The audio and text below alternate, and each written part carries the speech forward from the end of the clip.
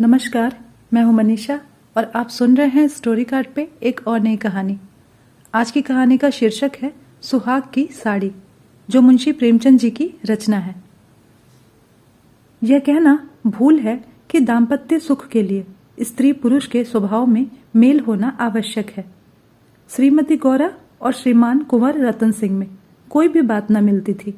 गौरा उदार थी, रतन सिंह कौड़ी कौड़ी को दांतों से पकड़ते थे। वह हंसमुख थी, रतन सिंह चिंताशील थे। वह कुल मर्यादा पर जान देती थी और रतन सिंह इसे आडंबर समझते थे। उनके सामाजिक व्यवहार और विचार में भी घोर अंतर था। यहाँ उदारता की बाजी रतन सिंह के हाथ थी। गौरा को सहभोज से आपत्ति थी, विधवा विवाह से घृणा और अछूतों के प्रश्न से विरोध। रतन सिंह इन सभी व्यवस्थाओं के अनुमोदक थे। राजनीतिक विषयों में यह विभिन्नता और भी जटिल थी। गौरा वर्तमान स्थिति को अटल, अमर, अपरिहार्य समझती थी। इसीलिए वह नरम गरम, कांग्रेस, स्वराज, होम रूल सभी से विरक्त थी। कहती, ये मुट्ठी भर पढ़े लिखे आदमी क्या बना लेंगे, चने कहीं भाड़ फोड़ सकते हैं भला। रतन सिंह पक्के आशावादी थे। राजनीतिक सभा की पहली पंक्तियों में बैठने वाले, कर्म क्षेत्र में सबसे पहले कदम उठाने वाले, स्वदेश व्रतधारी और बहिष्कार के पूरे अनुयायी। इतनी विषमताओं पर भी उनका दाम्पत्य जीवन सुखमय था। कभी कभी उनमें मतभेद अवश्य हो जाता था, पर वे समीर के वे झोंके थे जो स्थिर जल को हल्की हल्की लहरों से आभूषित कर देते हैं। वे प्रचंड झोंके नहीं जिनसे सागर विप्लव क्षेत्र बन जाता है। थोड़ी सी सदिच्छा सारी विषमताओं और मतभेदों का प्रतिकार कर देती थी। विदेशी कपड़ों की होलियां जलाई जा रही थीं। स्वयं सेवकों के जत्थे भिखारियों की भांति द्वारों पर खड़े हो होकर विलायती कपड़ों की भिक्षा मांगते थे, और ऐसा कदाचित ही कोई द्वार था जहां उन्हें निराश होना पड़ता हो। खद्दर और गाढ़े के दिन फिर गए थे। नयन सुख, नयन दुख, मलमल और तंजेब तन बेद हो गए थे। रतन सिंह ने आकर गौरा से कहा, लाओ अब सब विदेशी कपड़े संदूक से निकाल दो, दे दूं। गौरा, अरे तो इसी घड़ी कोई साइत निकली जाती है क्या, फिर कभी दे देना। रतन, वाह, लोग द्वार पर खड़े होकर कोलाहल मचा रहे हैं और तुम कहती हो फिर कभी दे देना। गौरा, तो यह कुंजी लो, निकाल कर दे दो, मगर यह सब लड़कों का खेल है। घर फूकने से स्वराज न कभी मिला है और न मिलेगा। रतन, मैंने कल ही तो इस विषय पर तुमसे घंटों सिरपच्ची की थी और उस समय तुम मुझसे सहमत हो गई थी। आज तुम फिर वही शंकाएं करने लगी। गौरा, मैं तुम्हारे अप्रसन्न हो जाने से के डर से चुप हो गई थी। अच्छा, शंकाएं फिर कर लेना, इस समय जो करना है वह करो, लेकिन मेरे कपड़े तो ना लोगे ना? सब देने पड़ेंगे। विलायत का एक सूत भी घर में रखना मेरे प्रण को भंग कर देगा। इतने में राम टहल साइस ने बाहर से पुकारा, सरकार, लोग जल्दी मचा रहे हैं, कहते हैं अभी कई मोहल्लों का चक्कर लगाना बाकी है। कोई गाढ़े का टुकड़ा हो तो मुझे भी मिल जाए, मैंने भी अपने कपड़े दे दिए। केसर महरी कपड़ों की एक गठरी लेकर बाहर जाती हुई दिखाई दी। रतन सिंह ने पूछा, क्या तुम भी अपने कपड़े देने जाती हो? केसर ने लजाते हुए कहा, हाँ सरकार, जब देश छोड़ रहा है तो मैं कैसे पहनूं? रतन सिंह ने गौरा की ओर आदेशपूर्ण नेत्रों से देखा। अब वह विलंब ना कर सकी। लज्जा से सिर झुकाए संदूक खोलकर कपड़े निकालने लगी। एक संदूक खाली हो गया तो उसने दूसरा संदूक खोला। सबसे ऊपर एक सुंदर रेशमी सूट रखा हुआ था, जो कुंवर साहब ने किसी अंग्रेजी कारखाने में सिलाया था। गौरा ने पूछा, क्या सूट भी निकाल दूं? रतन, हाँ हाँ, इसे किस दिन के लिए रखोगे? गौरा, यदि मैं जानती कि इतनी जल्दी हवा बदलेगी तो कभी यह सूट बनवाने ही नहीं देती, सारे रुपए खून हो गए। रतन सिंह ने कुछ उत्तर नहीं दिया। तब गौरा ने अपना संदूक खोला और जलन के मारे स्वदेशी विदेशी सभी कपड़े निकाल निकाल कर फेंकने लगी। वह आवेश प्रवाह में आ गई। उनमें कितनी ही बहुमूल्य फैंसी जैकेट और साड़ियां थी जिन्हें किसी समय पहनकर वह फूली न समाती थी। बाज बाज साड़ियों के लिए तो उसे रतन सिंह से बार बार तकाजे करने पड़ते थे, पर इस समय सबकी सब आंखों में खटक रही थी। रतन सिंह उसके भावों को ताड़ रहे थे। स्वदेशी कपड़ों का निकाला जाना उन्हें अखर रहा था, पर इस समय चुप रहने में ही वे अपनी कुशलता समझते थे। तिस पर भी दो एक बार वाद विवाद की नौबत आ ही गई। एक बनारसी साड़ी के लिए तो वह झगड़ ही बैठे। उसे गौरा के हाथों से छीन लेना चाहा, पर गौरा ने एक न मानी, निकाल ही फेंका। सहसा संदूक में से एक केसरिया रंग की तंजेब की साड़ी निकल आई, जिस पर पक्के आंचल और पल्ले टंगे हुए थे। गौरा ने इसे जल्दी से लेकर अपनी गोद में छिपा लिया। रतन सिंह ने पूछा, कैसी साड़ी है? गौरा, कुछ नहीं, तंजेब की साड़ी है, आंचल पक्का है। रतन, तंजेब की है तब तो जरूर ही विलायती होगी, उसे अलग क्यों रख दिया? क्या वह बनारसी साड़ियों में से ज्यादा अच्छी है? गौरा, अच्छी तो नहीं है, पर मैं इसे नहीं दूंगी। वाह, विलायती चीज को मैं रखने नहीं दूंगा, लाओ इधर। नहीं, मेरी खातिर इसे रहने दो। तुमने मेरी खातिर से एक भी चीज न रखी, मैं क्यों तुम्हारी खातिर करूं? पैरों पड़ती हूं, जिद ना करो। रतन, स्वदेशी साड़ियों में से जो चाहे रख लो, लेकिन इस विलायती चीज को मैं न रखने दूंगा। इसी कपड़े की बदौलत हम गुलाम बने, यह गुलामी का दाग मैं अब और नहीं रख सकता, लाओ इधर। गौरा, मैं इसे ना दूंगी, एक बार नहीं 1000 बार कहती हूं कि मैं इसे ना दूंगी। रतन, मैं इसे लेकर ही छोड़ूंगा, इस गुलामी के पटके को, इस दासत्व के बंधन को किसी तरह नहीं रखूंगा।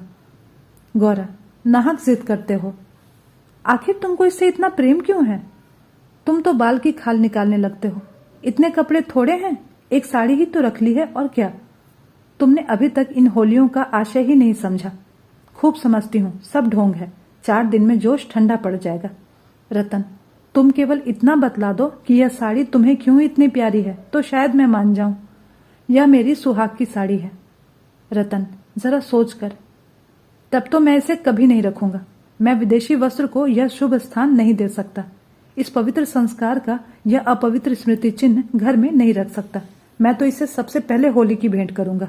लोग कितने हतबुद्धि हो गए थे कि ऐसे शुभ कार्यों में भी विदेशी वस्तुओं का व्यवहार करने में संकोच न करते थे। मैं इसे अवश्य होली में जला दूंगा। गौरा, कैसा असगुन मुंह से निकालते हो? रतन, ऐसी सुहाग की साड़ी का घर में रखना ही अशकुन, अमंगल, अनिष्ट और अनर्थ है।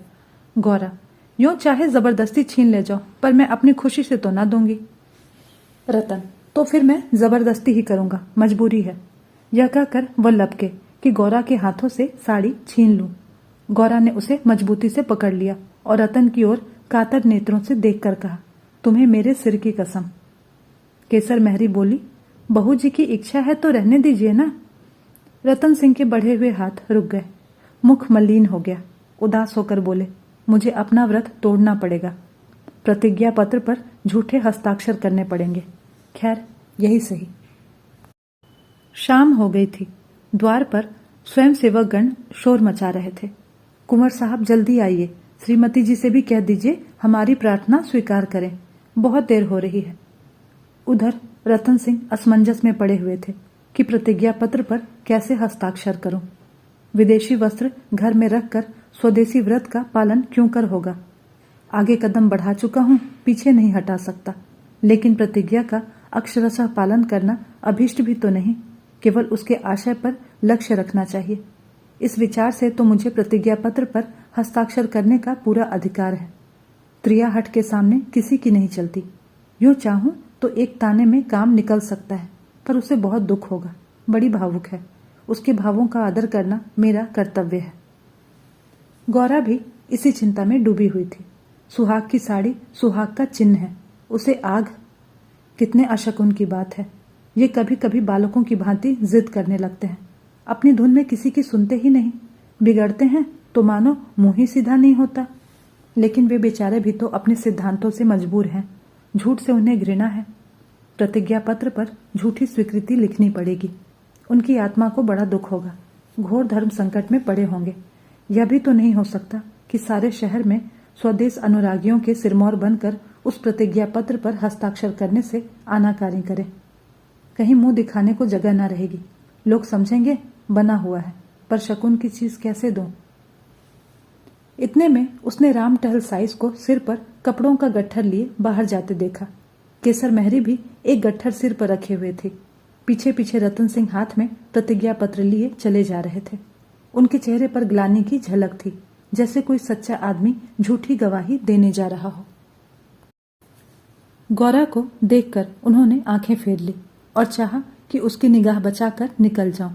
गौरा को ऐसा जान पड़ा कि उनकी आंखें डबडबाई हुई सी हैं। वह राह रोककर खड़ी हो गई और बोली, जरा सुनते जाओ। रतन, जाने दो, दिख न मारो, लोग बाहर खड़े हैं। उन्होंने चाहा कि पत्र को छिपा लूं, पर गौरा ने उसे उनके हाथों से छीन लिया। उसे गौर से पढ़ा और एक क्षण चिंतामग्न रहने के बाद बोली, वह साड़ी भी लेते जाओ। रतन, रहने दो, अब तो मैंने झूठ लिख ही दिया है। मैं क्या जानती थी कि तुम ऐसी कड़ी प्रतिज्ञा कर रहे हो। यह तो मैं पहले ही कह चुका था। मेरी भूल थी, क्षमा कर दो और इसे लेते जाओ। जब तुम इसे देना अशकुन समझती हो तो रहने दो। तुम्हारी खातिर थोड़ा सा झूठ बोलने में मुझे कोई आपत्ति नहीं है। गौरा, नहीं, लेते जाओ। अमंगल के भय से तुम्हारी आत्मा का हनन नहीं करना चाहती। यह कहकर उसने अपनी सुहाग की साड़ी उठाकर पति के हाथों में रख दी। रतन ने देखा गौरा के चेहरे पर एक रंग आता है और एक रंग जाता है, जैसे कोई रोगी अंतरस्थ विषम वेदना को दबाने की चेष्टा कर रहा हो। उन्हें अपनी अहृदयता पर लज्जा आ गई। केवल अपने सिद्धांत की रक्षा के लिए, अपनी आत्मा की सम्मान के लिए मैं इस देवी के भावों का वध कर रहा हूं। यह अत्याचार है। साड़ी गौरा को देकर बोले, तुम इसे रख लो, मैं प्रतिज्ञा पत्र को फाड़े डालता हूं। गौरा ने दृढ़ता से कहा, तुम ना ले जाओगे तो मैं खुद जाकर इसे दे आऊंगी। रतन सिंह विवश हो गए, साड़ी ली और बाहर चले गए। उसी दिन से गौरा के हृदय पर एक बोझ सा रहने लगा। वह दिल बहलाने के लिए नाना उपाय करती, जलसों में भाग लेती, सैर करने जाती, मनोरंजक पुस्तकें पढ़ती, यहाँ तक कि कई बार नियम के विरुद्ध थिएटरों में भी गई। किसी प्रकार अमंगल कल्पना को शांत करना चाहती थी, पर यह आशंका एक मेघमंडल की भांति उसके हृदय पर छाई रहती थी।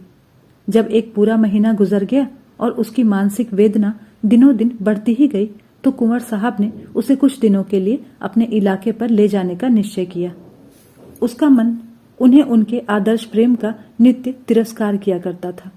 वह अक्सर देहातों में प्रचार का काम करने जाया करते थे, पर अब अपने गांव से बाहर न जाते, या जाते तो संध्या तक जरूर लौट आते। उनकी एक दिन की देर उनका साधारण सिर दर्द और जुकाम उसे अव्यवस्थित कर देते थे। वह बहुधा बुरे स्वप्न देखा करती। किसी अनिष्ट के काल्पनिक अस्तित्व की छाया उसे अपने चारों ओर मंडराती हुई प्रतीत होती थी। वह तो देहात में पड़ी हुई आशंकाओं की कठपुतली बनी हुई थी। इधर उसकी सुहाग की साड़ी स्वदेश प्रेम की वेदी पर भस्म होकर रिद्धि प्रदायिनी भभूत बन गई थी। दूसरे महीने के अंत में रतन सिंह उसे लेकर लौट आए। गौरा को वापस आए 3-4 दिन हो चुके थे, पर असबाब के संभालने और नियत स्थान पर रखने में वह इतनी व्यस्त रही कि घर से बाहर नहीं निकल सकी थी।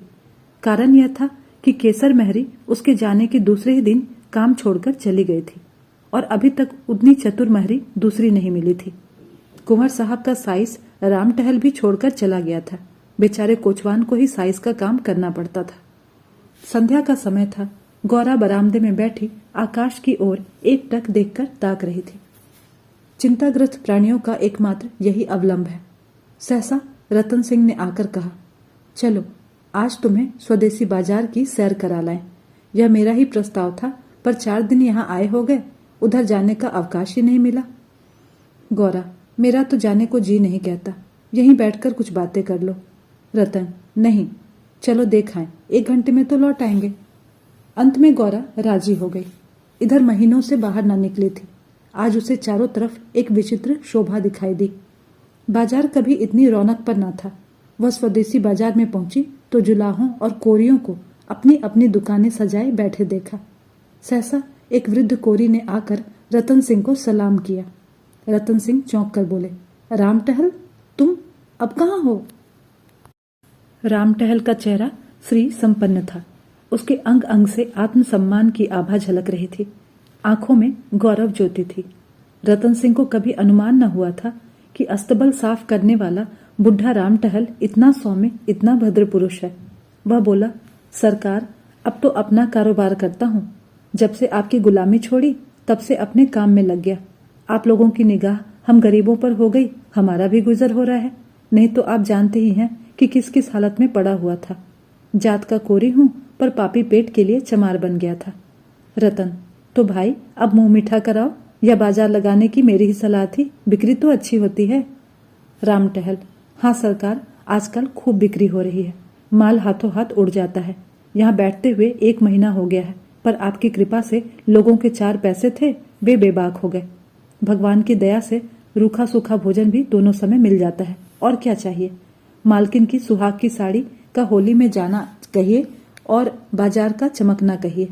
लोगों ने कहा, जब इतने बड़े आदमी होकर ऐसे शकुन की चीज की परवाह नहीं करते तो फिर हम विदेशी कपड़े क्यों रखें। जिस दिन होली जली है उसके 2-3 दिन पहले ही सरकार इलाके पर चले गए थे। उसके पहले भी सरकार कई दिनों तक घर से बहुत कम निकलते थे।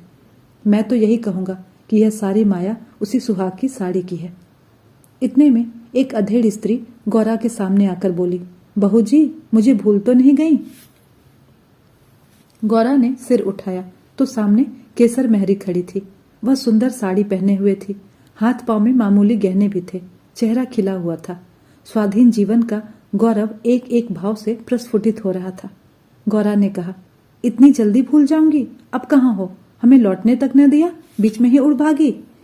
केसर, क्या करूं सरकार, अपना काम चलते देखकर सब्र ना हो सका। जब तक रोजगार न चलता था तब तक लाचारी थी। पेट के लिए सेवा टहल, कर्म को कर्म, सभी कुछ करना पड़ता था। अब आप लोगों की दया से हमारे भी दिन लौटे हैं। अब दूसरा काम नहीं किया जाता। अगर बाजार का यही रंग रहा तो अपनी कमाई खाए न चुकेगी। यह सब आपकी साड़ी की महिमा है। उसकी बदौलत हम गरीबों के कितने ही घर बस गए।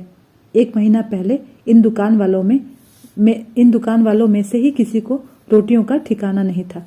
कोई साइसी करता था, कोई तासे बजाता था, यहाँ तक कि कई आदमी मेहतर का भी काम करते थे। कितने ही भीख मांगते थे। अब सब अपने अपने धंधों में लग गए हैं।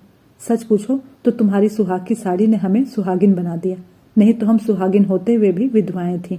सच कहती हूँ, सैकड़ों जबानों से नित्य यही दुआ निकलती है कि आपका सुहाग अमर हो, जिसने हमारी इस जात को सुहाग दान दिया। रतन सिंह एक दुकान पर बैठकर कुछ कपड़े देखने लगे। गौरा का भावुक हृदय आनंद से पुलकित हो रहा था। उसकी सारी अमंगल कल्पनाएं स्वप्नव्रत विच्छिन्न होती जाती थीं। आंखें सजल हो गई थीं और सुहाग की देवी अश्रु संचित नेत्रों के सामने खड़ी हो आंचल फैलाकर उसे आशीर्वाद दे रही थी। उसने रतन सिंह को भक्तिपूर्ण आंखों से देखकर कहा, मेरे लिए भी एक साड़ी ले लो। जब गौरा यहां से चली तो सड़क की बिजलियां जल चुकी थी। सड़कों पर खूब प्रकाश था। उसका हृदय भी आनंद के प्रकाश से जगमगा रहा था। रतन सिंह ने पूछा, सीधे घर चलूं? गौरा, नहीं, छावनी की तरफ से होते चलो। रतन, बाजार खूब सजा हुआ था। गौरा, यह जमीन लेकर एक स्थायी बाजार बनवा दो, स्वदेशी कपड़ों की दुकानें हों और किसी से किराया ना लिया जाए। रतन, बहुत खर्च पड़ेगा। गौरा, मकान बेच दो, रुपए ही रुपए हो जाएंगे। रतन, और रहें कहाँ, पेड़ तले? नहीं, गांव वाले मकान में। सोचूंगा। गौरा, जरा देर में। इलाके भर में खूब कपास की खेती कराओ, जो कपास बोए उसकी बेगार माफ कर दो। रतन, हाँ, तदबीर अच्छी है, दूनी उपज हो जाएगी। गौरा, लकड़ी बिना दाम के दे दो तो कैसा हो, जो चाहे चरखे बनवाने के लिए काट ले जाए। रतन, खूब लूट मच जाएगी। गौरा, ऐसी बेईमानी कोई नहीं करेगा। जब उसने गाड़ी से उतरकर घर में कदम रखा तो चित्त शुभ कल्पनाओं से प्रफुल्लित हो रहा था, मानो कोई बछड़ा खूंटे से छूटकर किलोले कर रहा हो। तो दोस्तों, ये थी मुंशी प्रेमचंद जी की कहानी सुहाग की साड़ी। मिलती हूँ अगली कहानी के साथ अगले वीडियो में। धन्यवाद।